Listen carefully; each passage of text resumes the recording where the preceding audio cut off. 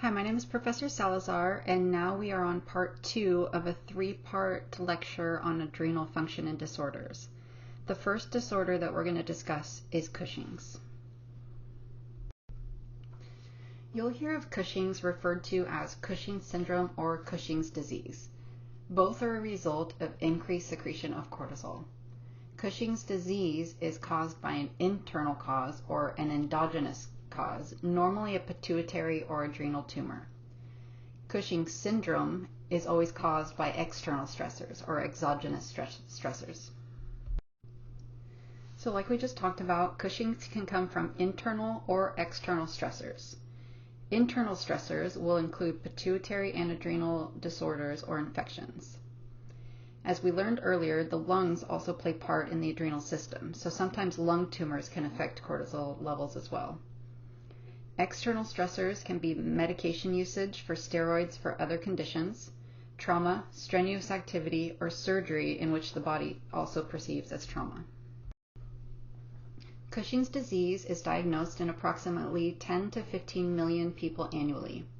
Pituitary tumors are the main cause of Cushing's disease. Cushing's is an alteration in physical health, but also has a strong impact on mental health and can lead to death if untreated. If you have ever wondered what the big orange gas can looking containers are at the hospital, these are used for 24-hour urine collection. Urine is collected over a 24-hour period and then tested for its cortisol levels. If the levels are elevated, it's indicative of a Cushing's syndrome.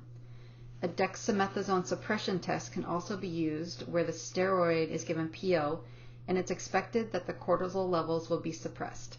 If the levels are normal or high, it's a diagnosis of Cushing's.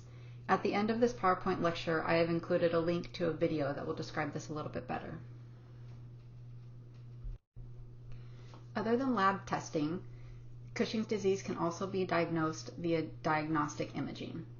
Pituitary and adrenal tumors can be diagnosed by MRI and CT scans. This drawing shows a general picture of what you might see in a Cushing's patient. Some signs and symptoms will include fragile skin, truncal obesity, round moon face, reproductive issues, high blood pressure, striae on the arms and the abdomen, which are purple stripes, excessive hair growth in women, and buffalo humps or dorsocervical fat pads. You can also see mood changes in a Cushing's syndrome patient, especially depression. The primary treatment of Cushing's disease is the removal of the cause, which is usually the tumors of the pituitary or the adrenal gland. If the tumor removal includes removing part or all of the gland itself, the patient is going to require lifelong hormone replacement to make up for the lack of hormone production of the glands. Removal of a pituitary tumor is done by a surgical procedure called a transsphenoidal hyphosectomy. The tumor is removed endoscopically through the sinuses. At the end of this PowerPoint video, I also have a video that is very fascinating that shows this procedure. It's a little bit graphic, so if you want something that's a little bit more mild, send me an email and I'll send you the link to the more cartoon version of it. When a patient has this surgical procedure done, the nurse should take the following things into consideration. The patient will be on sinus precautions. This means that they can have no straws, no blowing noses, keep their mouth open as much as possible if they need to sneeze, and no bearing down. You can anticipate giving this patient many stool softeners to prevent any constipation that would cause them to bear down. The patient will be on strict I&Os because diabetes insipidus is a common complication of any pituitary procedure.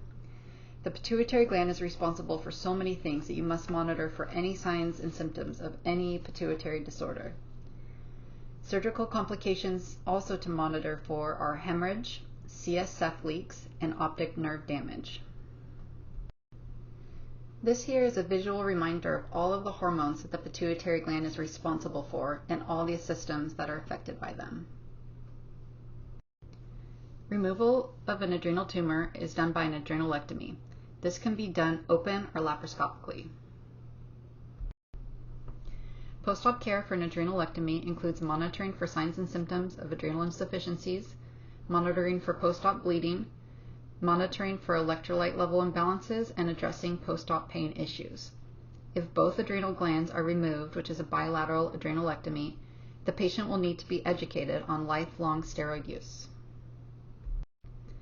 Another treatment for Cushing's is pharmacologic treatment.